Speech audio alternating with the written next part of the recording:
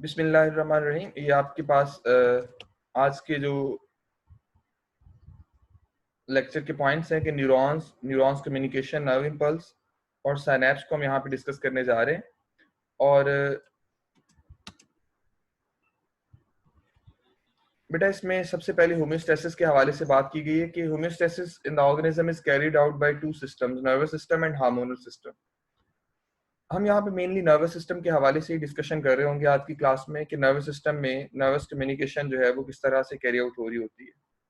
Previous classes में भी आप पढ़ चुके हैं that basic structure and functional unit of the nervous system is the neuron. और कोई भी न्यूरॉन उसमें दो मेन पार्ट्स होंगे। The first part of the neuron is nucleus containing part, Soma और सेल बॉडी। जबकि जो सेकंड पार्ट है उसका बेटे, second part of the neuron, second part of the nervous system is second part of the neuron is cell extensions. जो extension नजर आ रही हैं आपको, इनको जनरली हम एक्सॉन का नाम दे रहे होते हैं, दैट दीज आर एक्सॉन्स। और ये जो एक्सॉन्स की यहाँ पे बात की गई है, आपने इससे पहले एक्सॉन की बजाय इसको डेंड्रॉन के टर्म से भी पढ़ा होगा कि dendron are the parts which are carrying impulse towards the cell body. और जो away from the cell body लेके जा रहे होते हैं मैसेज, उन्हें हम एक्सॉन का नाम देते हैं। लेकिन जनरली बुक्स में एक्सॉन की टर्म यूज होती है, डेंड्रॉन की बजाय जो स्मॉलर एक्सटेंशंस हैं उनको डेंड्राइट्स कहा जाता है कि ये डेंड्राइट्स हैं। वेल हम सेल की इन एक्सटेंशंस के साथ साथ ये भी देख रहे होते हैं कि there are basic three types of neurons: sensory neuron, motor neuron and associative neuron.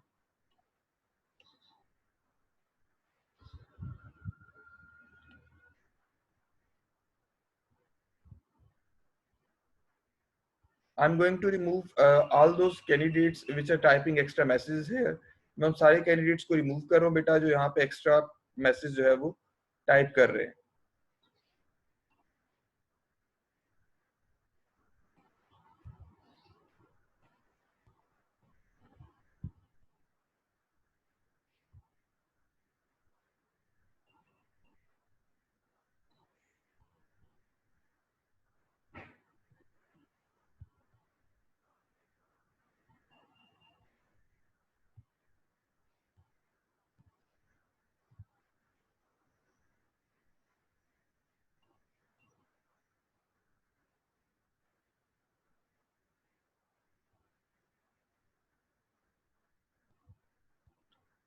आपने कोई चैट में एक्स्ट्रा मैसेज टाइप नहीं करने, ध्यान से बस लेक्चर सुनिए प्लीज अपना, और उसके बाद तो क्यूरीज हो तो उसको आप एंड पे टाइप कर सकते हैं, एंड पे आप उसको चैट की फॉर्म में पूछ सकते हैं, राइट।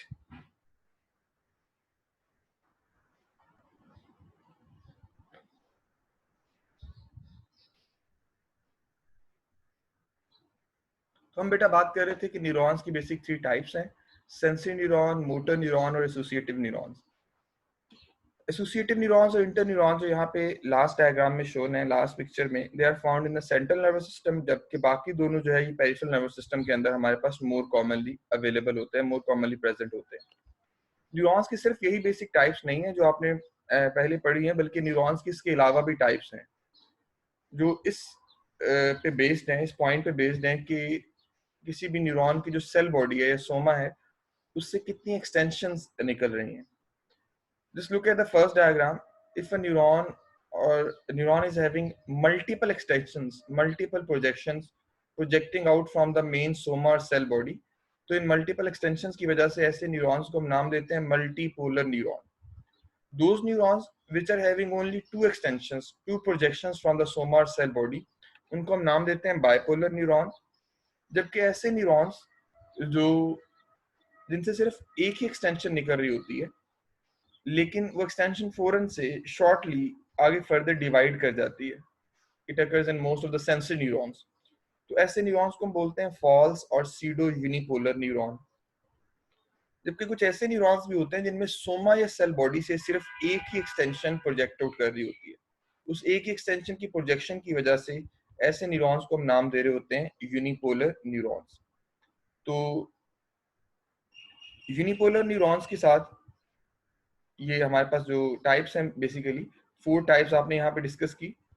कि unipolar neuron, pseudo unipolar neuron, bipolar neuron और मल्टीपोलर न्यूरॉन, ये सारी की सारी टाइप्स इस पे बेस्ड है कि किसी भी न्यूरॉन की सोमा या सेल बॉडी से प्रोजेक्शंस, जो डायरेक्ट प्रोजेक्शंस निकल रही हैं, इनडायरेक्ट तो बहुत सी होंगी, जो डायरेक्ट प्रोजेक्शंस निकल रही हैं उनका नंबर क्या है। Well, this is a pathway shown for the flow of information in the nervous system, कि सबसे पहले हमें इनपुट स्टिमुलस मिलता है जो कि रिसेप्टर तक जाएगा, रिसेप्टर्स इसको कैरी करते हैं सेंसरी न्यूरॉन तक, and you know sensory neuron they convey this message to the interneurons. Interneurons इनका मैसेज आगे कन्वे होना होता है मोटर न्यूरॉन तक। Interneurons they are found in the brain and spinal cord. After process information processing, motor neuron जो है वो effector तक लेके जाएंगे।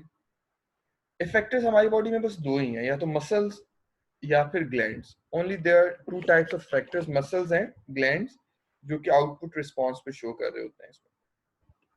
वेल, न्यूरॉन की कम्युनिकेशन या इम्पल्स के हवाले से हम ये कुछ टर्म्स यहाँ पे डिस्कस करने जा रहे हैं, और इसमें हमारे पास सबसे पहली टर्म है potential, which is alternative to the energy.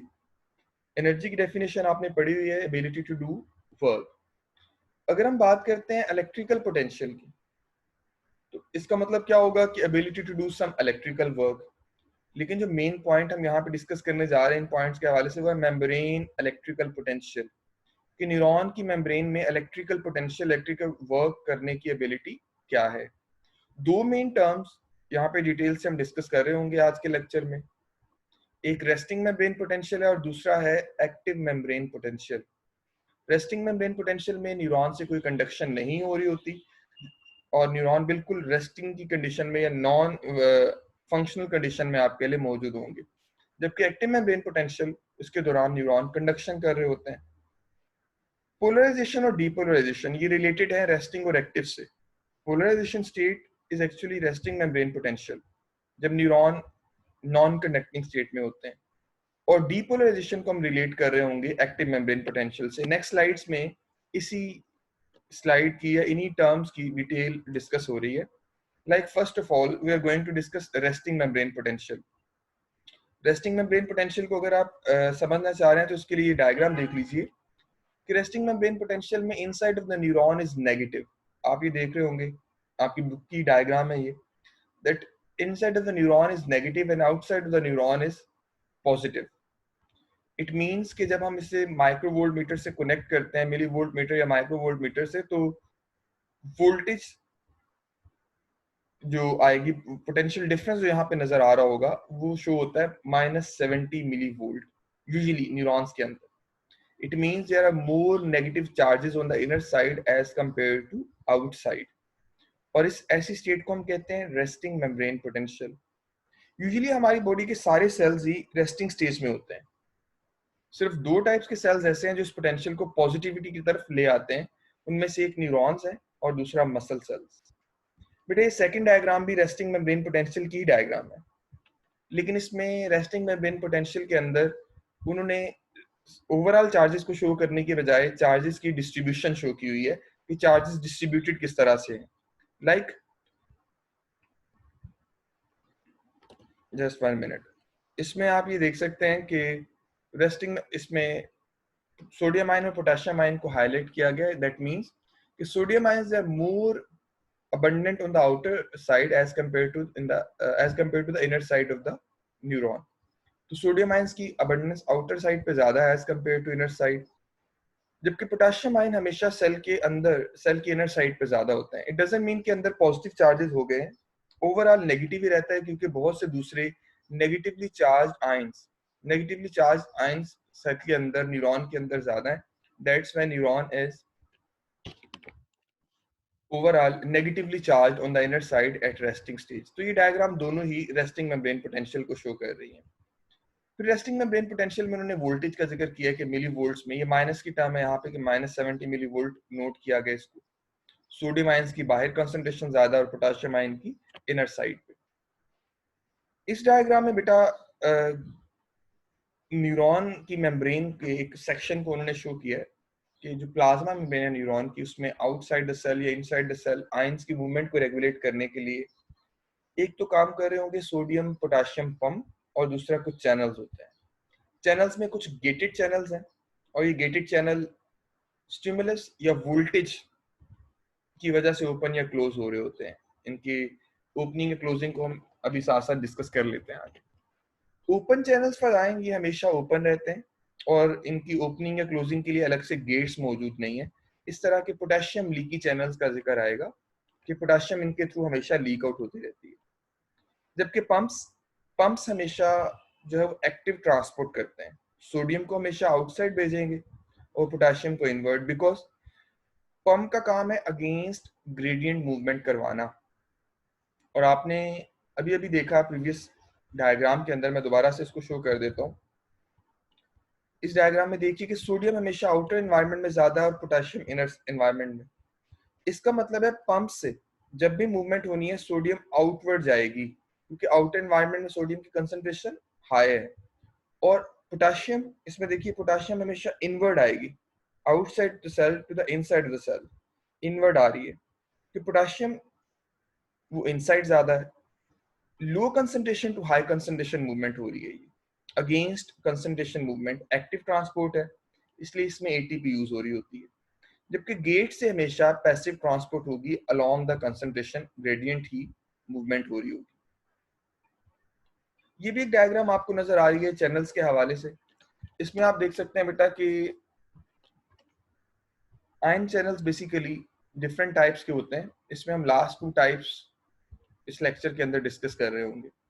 Ligand gated होते हैं रिसेप्टर्स की बेस पे, या रिसेप्टर्स पे जब कोई केमिकल मॉलिक्यूल आके अटैच होता है तब वो ओपन होंगे। कुछ प्रेशर की वजह से मैकेनिकली ओपन या क्लोज हो रहे होते हैं। कुछ हमेशा ओपन रहते हैं, उसमें से पोटेशियम चैनल ज्यादा यहाँ पे यूज हो रहे होंगे न्यूरॉन के हवाले से। और एक टाइप इनकी ये है, सॉरी, एक टाइप ये है जिसमें वोल्टेज, यानी जब चार्जेस की डिस्ट्रीब्यूशन चेंज होती है, चार्जेस चेंज होते हैं, तो उस वक्त कोई चेंज आएगी, उस वक्त उसमें ओपनिंग या क्लोजिंग होगी उनकी। ये 2 तरह के हम डिस्कस करेंगे, वोल्टेज गेटेड चैनल, एक सोडियम के और एक पोटेशियम के। यहाँ पे उन्हीं चैनल्स की बात को दोबारा से शेयर किया गया है कि ion channels and sodium potassium pump, ion channel passive movement करवाएंगे, sodium potassium pump active movement करवाएगा। और इनकी ओपनिंग या क्लोजिंग या तो वोल्टेज के कंट्रोल में होती है, या कुछ हमेशा, जैसे पोटेशियम के चैनल्स हैं वो हमेशा ही ओपन रहते हैं। जब भी न्यूरॉन रेस्टिंग स्टेज में होता है तो रेस्टिंग स्टेज के लिए तो सोडियम पोटेशियम पंप काम करते रहते हैं, क्योंकि सोडियम पोटेशियम पंप की मैं भी एक वीडियो भी आपके साथ शेयर कर देता हूँ। सोडियम पोटेशियम पंप हमेशा सोडियम को आउटवर्ड और पोटेशियम को इनवर्ड जो है वो मूवमेंट करवा रहे होंगे। एक्शन पोटेंशियल कैसे फायर होता है या एक्शन पोटेंशियल कैसे चलता है, इसकी तरफ आने से पहले आप रेस्टिंग मेम्ब्रेन पोटेंशियल को समझ लें कि रेस्टिंग मेम्ब्रेन पोटेंशियल में इनसाइड नेगेटिव थी और आउटसाइड पॉजिटिव थी। अब जैसे ही कोई थ्रेशोल्ड स्टिमुलस मिलता है, थ्रेशोल्ड स्टिमुलस किसे कहते हैं? Any stimulus which is strong enough to initiate the nerve impulse, जो इम्पल्स को स्टार्ट करने के लिए चाहिए, उसे हम नाम देते हैं थ्रेशोल्ड स्टिमुलस। जैसे ही कोई थ्रेशोल्ड स्टिमुलस मिलता है तो थ्रेशोल्ड स्टिमुलस मिलते ही न्यूरॉन की जो रेस्टिंग स्टेज है उसको एक्टिव स्टेज में कन्वर्ट कर दिया जाता है। अब ये जो थ्रेशोल्ड स्टिमुलस है इसके लिए एक प्रिंसिपल यहाँ पे नोट किया गया, ऑल और नन लॉ या ऑल और नन प्रिंसिपल। या तो थ्रेशोल्ड स्टिमुलस एक्ट करेगा या बिल्कुल नहीं, कोई इंटरमीडिएट फॉर्म इसमें मौजूद नहीं होती। और जैसे ही थ्रेशोल्ड स्टिमुलस मिलता है, न्यूरॉन के positively charge sodium ion channels होते हैं वो ओपन होते हैं। और सोडियम आपने अभी भी पढ़ा, sodium is more highly concentrated on the outer environment, in the outer environment as compare to inner environment. तो सोडियम इनवर्ड रश होना या इनवर्ड मूव करना शुरू कर देगी। और मेम्ब्रेन के अंदर जो रेस्टिंग स्टेज थी उसको हम नाम दे रहे थे polarization stage. The resting stage is called polarization stage. और जैसे ये लॉस होता है उसको हम कहते हैं डीपोलराइजेशन।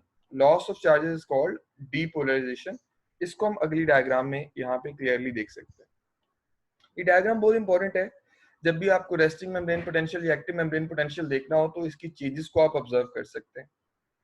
रेस्टिंग स्टेज में न्यूरॉन -70 मिली वोल्ट पे, इस पॉइंट पे जहां पे ये भी आपको कर्सर नजर आ रहा है, इस पॉइंट पे जैसे ही थ्रेशोल्ड स्टिमुलस मिलता है sodium rushes into the cell. Sodium ion rush करते हैं क्योंकि सोडियम गेट्स थ्रेशोल्ड स्टिमुलस के बाद ओपन हुए। सोडियम इनवर्ड रश करती है तो न्यूरॉन के इनसाइड चार्जेस नेगेटिव से, वाई एक्सिस पे देखिए, पॉजिटिविटी की तरफ जाना शुरू हो जाते हैं। द वेव ऑफ पॉजिटिविटी और wave of this changes is known as depolarization. Resting stage को हम आरएमपी, रेस्टिंग मेम्ब्रेन पोटेंशियल, या पोलराइज स्टेट कह रहे थे, पोलराइजेशन। लेकिन अब ये जो है ये स्टार्ट हो गई डीपोलराइजेशन की वेव। डीपोलराइजेशन में जब ये प्लस की तरफ जाते हैं, charges +50 +30 depending upon the size of neuron, तो कुछ पोटेशियम चैनल्स ओपन होते हैं। अब आपने पढ़ा होगा कि पोटेशियम कहाँ पे ज्यादा अबंडेंटली प्रेजेंट होती है।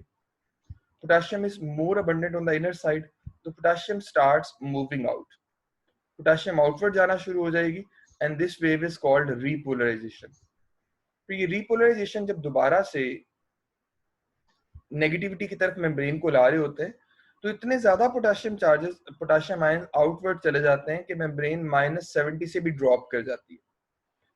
दिस फ्रैक्शन ऑफ टाइम, आप देख सकते हैं कि 2 to 3 1 मिली सेकेंड के लिए तकरीबन ये हाइपर पोलराइजेशन या रिफ्रैक्टरी पीरियड कहलाएगा। रिफ्रैक्टरी पीरियड कहने का मतलब है कि इसके दौरान न्यूरॉन कोई नया स्टिमुलस रिसीव नहीं करता। वैसे ये भी रिफ्रैक्टरी पीरियड ही है जिसमें डीपोलराइजेशन हो रही है, लेकिन हाइपर पोलराइजेशन का मतलब है -70 से भी नीचे ड्रॉप कर गया। अब फिर दोबारा से सोडियम पोटेशियम पंप काम करते हैं, इसको नॉर्मलाइज किया जाता है और नॉर्मल स्टेट में -70 मिली वोल्ट पे फिर से रेस्टिंग मेम्ब्रेन पोटेंशियल जो है वो अटेन हो जाएगा। इसके बाद बेटा ये मैकेनिज्म ऑफ एक्शन पोटेंशियल, इसी ग्राफ को उन्होंने एक्सप्लेन किया कि डीपोलराइजेशन जब एक सर्टेन लेवल तक पहुंचती है तो सोडियम चैनल्स ओपन होना शुरू हो जाते हैं, जिससे फर्दर सोडियम चैनल जो है वो सोडियम इनवर्ड रश कर रही होती है, सो दैट न्यूरॉन की जो इनसाइड है उसको पॉजिटिव किया जाए। और जब shortly sodium ions move into the cell, the sodium gate closes. अब सोडियम गेट ने तो क्लोज हो जाना है, लेकिन रीपोलराइजेशन के लिए पोटेशियम गेट्स ओपन होंगे, पोटेशियम चैनल्स ओपन होंगे, and potassium ions rapidly diffuse outward. Movement of potassium ions out of the cells build up the positive charge outside the cell again. यानी inside फिर negative हो जाएगी और potassium के बाहर जाने की वजह से आउटसाइड पॉजिटिव हो जाएगी, जिसे हम कहते हैं रीपोलराइजेशन स्टेज। और इन्हीं चेंजेस की सीरीज को बार बार जब ये चेंजेस हो रही होती हैं, हम कह रहे होते हैं इट्स एक्शन पोटेंशियल, या न्यूरॉन के अंदर ये चेंजेस आ रही हैं। फिर यहाँ पे स्लाइड में आपको ये नजर आ रहे हैं, कुछ एक्शन पोटेंशियल्स नजर आ रहे होंगे कि action potential wave of depolarization है। और इस डायग्राम में, इस स्लाइड के अंदर बेसिकली आपको ये शो किया गया है कि न्यूरॉन के अंदर सॉल्टेटरी या जंपिंग इंपल्स कैसे चल रही होती है, जंपिंग इंपल्स कैसे चलती है। इससे पहले हम यहाँ पे ये बात डिस्कस करेंगे कि किसी भी न्यूरॉन के अंदर जो स्पीड होती है, स्पीड ऑफ द इंपल्स, ये 2 फैक्टर्स पे डिपेंड करती है बेटा। The first factor which is responsible for the speed of nerve impulse is diameter of the neuron, and second factor is the myelin sheath or myelin sheath की covering है। Third is saltatory conduction. Saltatory conduction को तो हम इसी myelin sheath के साथ ही relate कर देंगे, लेकिन जितने बड़े न्यूरॉन होंगे, लार्जर न्यूरॉन होंगे, चार्जेस की मूवमेंट उतनी आसान होगी, यानी रेजिस्टेंस कम होगी। इसका मतलब यह है कि larger diameter mean more in charges can flow easily, ज्यादा चार्जेस इजीली फ्लो कर सकते हैं। और ये हम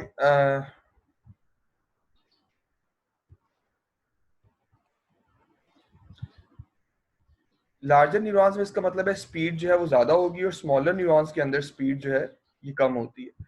इसलिए हम बात कर रहे होते हैं कि सॉल्टेटरी कंडक्शन जो है,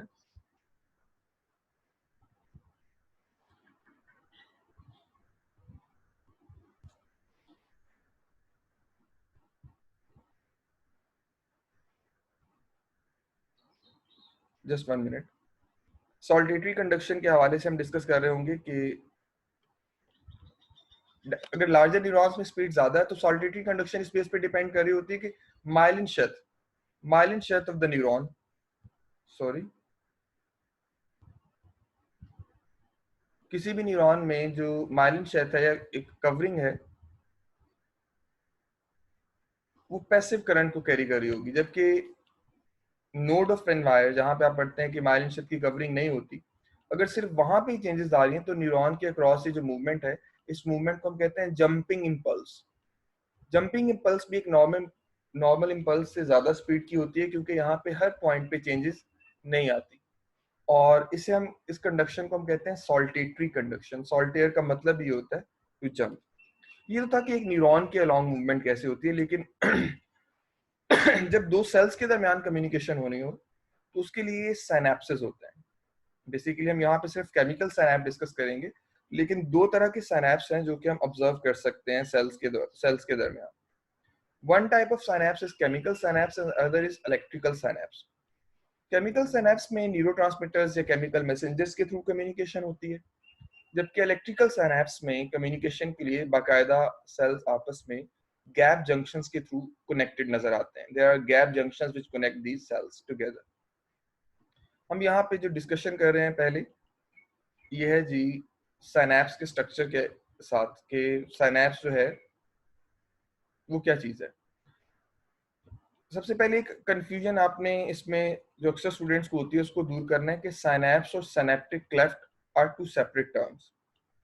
कोई से दो सेल्स जहां पे मिल रहे हैं, ये डायग्राम जो अल्फा डायग्राम है, ये डायग्राम इसमें एक बॉक्स की फॉर्म में, उनका जो जंक्शन है उसको तो हम नाम दे देते हैं साइनेप्स का, लेकिन उसके दरमियान जो गैप है, microscopic gap left between these two membranes of the cells, इसको आप कहते हैं synaptic cleft. Synaptic cleft gap का नाम है, माइक्रोस्कोपिक गैप का, जबकि इस पूरे जंक्शन का नाम साइनेप्स है, जिसमें axon, bulb, pre synaptic membrane, post synaptic membrane और कुछ वेसिकल्स वगैरह वो इंक्लूडेड है। फंक्शनिंग यही है कि जैसे ही ट्रिगरिंग स्टिमुलस या इम्पल्स पहुंचती है यहाँ तक, तो वेसिकल्स फ्यूज कर जाती है प्री सिनेप्टिक मेम्ब्रेन के साथ, वहां से न्यूरोट्रांसमीटर मॉलिक्यूल्स प्रोजेक्ट आउट करेंगे, इजेक्ट करेंगे, and they will bind at the post synaptic membrane. और पोस्ट सिनेप्टिक मेम्ब्रेन के साथ बाइंड करते ही उनकी जो इम्पल्स की ट्रांसमिशन है नेक्स्ट न्यूरॉन तक या नेक्स्ट सेल तक हो जाएगी।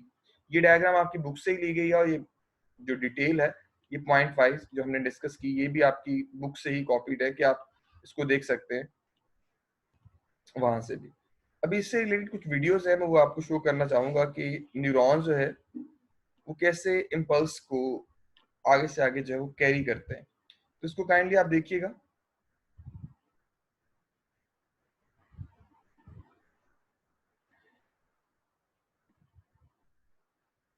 ये हम स्टार्ट से इसको भी देख लेते हैं।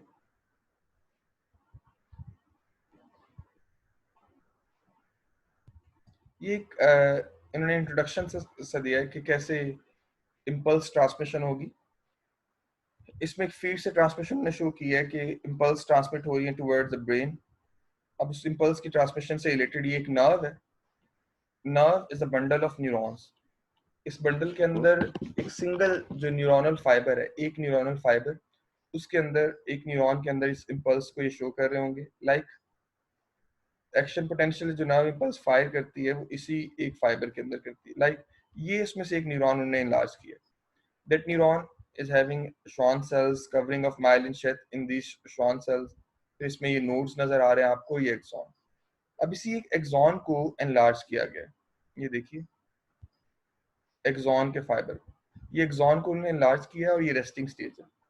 रेस्टिंग स्टेज के अंदर जैसे ही पॉजिटिविटी आती है तो ये action potential step wise fight जो है, स्टेप वाइज जो है मूव कर रहे होंगे। अगर आप वीडियोस के हवाले से पूछे तो बेटा वीडियोस आपको ये मैं यूट्यूब का लिंक दे दूंगा, उसमें ये पूरा लेक्चर भी और ये वीडियोस भी आपको सारी शेयर्ड होंगी। बाकी एंड पे मैं आपकी क्यूरीज लेता हूँ, अभी प्लीज वेट कीजिएगा थोड़ा सा। ये एक्टिव में ब्रेन पोटेंशियल चल रहा है सारे का सारा, यानी स्टेप बाय स्टेप चेंजेस इसमें आ रही होंगी कि न्यूरॉन रेस्टिंग स्टेज से एक्टिव स्टेज की तरफ आता है। ये जहां पे ये इनसाइड पॉजिटिव नजर आ रही है वो न्यूरॉन की एक्टिव स्टेज है। रेस्टिंग मेम्ब्रेन पोटेंशियल की चेंजेस यहाँ पे आप ऑब्जर्व करेंगे कि रेस्टिंग मेम्ब्रेन पोटेंशियल में क्या क्या चेंजेस आती हैं। बेसिकली एक्सोनल मेम्ब्रेन जब भी रेस्टिंग स्टेज में होती है, हमने अभी पढ़ा कि रेस्टिंग मेम्ब्रेन रेस्टिंग स्टेज के दौरान इनसाइड नेगेटिवली चार्ज होती है और आउटसाइड पॉजिटिवली चार्ज होती है। अब इस डायग्राम के अंदर वो मजीद आपको इस स्लाइड के अंदर मजीद आपको शो कर रहे हैं कि कैसे इस रेस्टिंग स्टेज को मेंटेन किया जाता है। दरअसल sodium potassium pump main role play करते हैं। ये जो ग्रीन कलर का आपको नजर आ रहा है ये सोडियम का गेट है, ये पोटेशियम के गेट्स हैं, ये जो आपको नजर आ रहे हैं। जबकि अगला जो इसमें साथ ही एक आपको पंप शो करेंगे वो ये third one, it is sodium potassium pump. Sodium potassium pump 3 sodium ions को बाहर मूव कर रहा है, जबकि एक दफा जब ये मूवमेंट होती है तो 2 पोटेशियम आयन, ये पर्पल कलर के पोटेशियम, जो ब्लू कलर या पर्पल कलर नजर आ रहा है, पोटेशियम आयंस है। अब आउटसाइड देख लीजिए, ज्यादा पॉजिटिवली चार्ज होगी और इनसाइड नेगेटिवली चार्ज ही रहती है। 3 सोडियम आयंस रशेस आउट, ये एक्टिव ट्रांसपोर्ट हो रही है, और 2 इनसाइड, ये पॉजिटिव चार्जेस बाहर ज्यादा जा रहे हैं, अंदर कम आ रहे हैं, तो ओवरऑल लॉस हो रहा है, जिसकी वजह से आउटसाइड पॉजिटिव रहती है और इनसाइड क्या रहती है, नेगेटिव। अब डीपोलराइजेशन में क्या होगा? डीपोलराइजेशन के दौरान सोडियम गेट्स ओपन हो जाते हैं, जो कि पहले क्लोज रहते हैं, ये सोडियम गेट्स ओपन हो जाएंगे, ये देखिएगा। अब ये रेस्टिंग स्टेज थी। जस्ट 1 मिनट प्लीज, बच्चे क्वेश्चन करना चाह रहे हैं, चैट में आप काइंडली टाइप कर दीजिए ताकि मैं आपके क्वेश्चन के आंसर इसमें से कर सकूं चैट में से।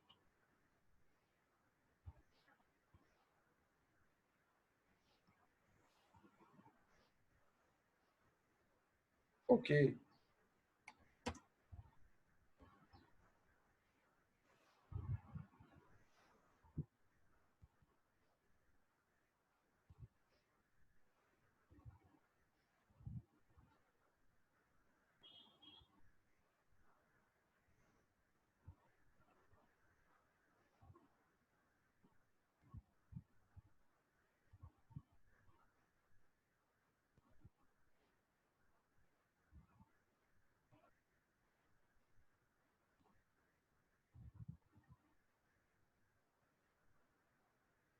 ये हम दोबारा से शुरू कर लेते हैं।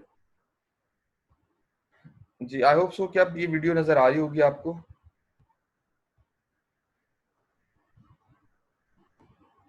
और मैं इसको दोबारा से चला देता हूँ ताकि आप इसको ऑब्जर्व कर सके।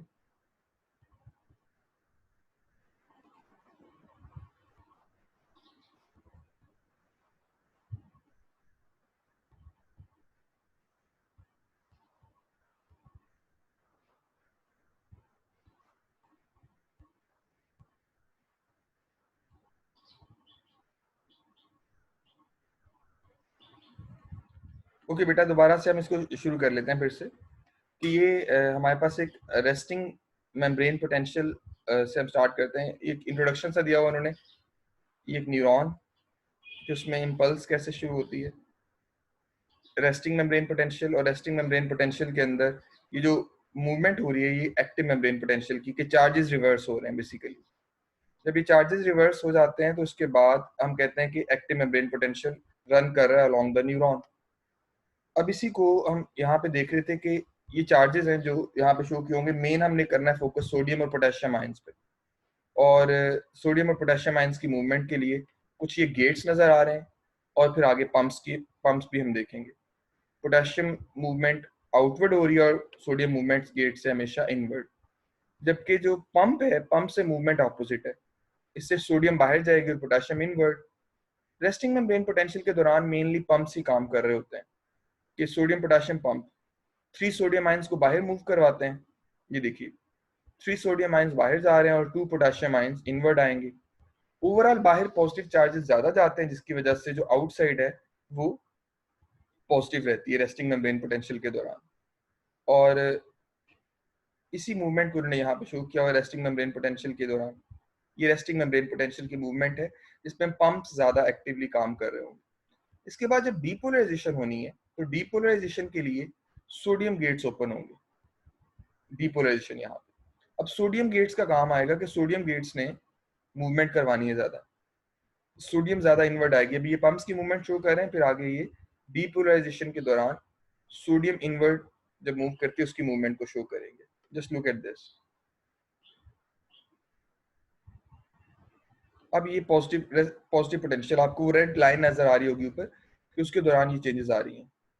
पॉजिटिव पोटेंशियल, सोडियम इनवर्ट आ रही है और पोटेशियम आउटवर्ड जा रही है, ये एक्चुअल मूवमेंट है, ये एक्टिव मेम्ब्रेन पोटेंशियल है। रीपोलराइजेशन के दौरान जब दोबारा से जो है वो नेगेटिव पोटेंशियल मेंटेन होना है,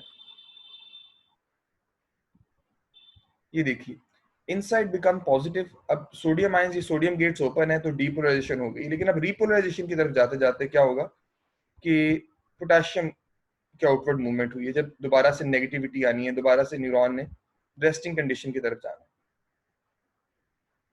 ये ऊपर रेड लाइन आपको नजर आ रही होगी रिपोलराइजेशन की तरफ, ये रिपोलराइजेशन करवा रही है, और रिपोलराइजेशन में पोटेशियम आउटवर्ड जा रही है बेटा।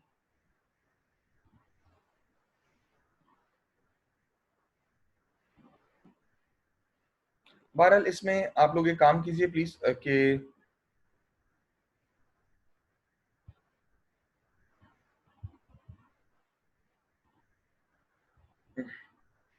आप ना एक व्हाट्सएप ग्रुप बना लें, उसमें व्हाट्सएप ग्रुप में ऐड कर लें टीचर्स को भी, ताकि कोई भी कम्युनिकेशन हो इसके अलावा या कोई भी लिंक वगैरह सेंड करना हो तो आपको बताया जा सके। आप काइंडली एक जो जीआर है आपकी, वो ग्रुप बना के तो उसमें मुझे ऐड कर दें, बाकी टीचर्स को भी ऐड कर दें और मुझे भी यहाँ पे आप इसमें ऐड कर दीजिए।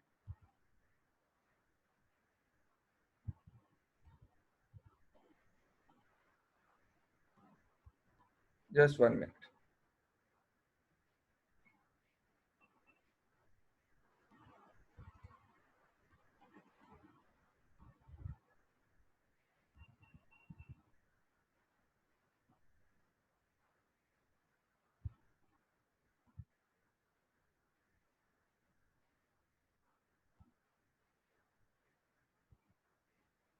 ठीक है बेटा, आज के लेक्चर में यही था।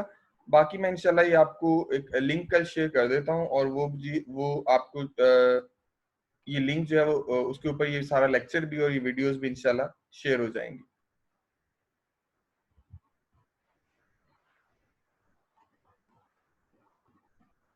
कोई क्वेरीज हैं तो वो आप चैट में पूछ लीजिए प्लीज, या मैं आपको अनम्यूट कर देता हूँ फिर बच्चों को थोड़ी देर के लिए, लेकिन उसमें शोर बहुत आता है फिर। कोई क्वेरीज या क्वेश्चंस है तो वो प्लीज आप पूछ लीजिए।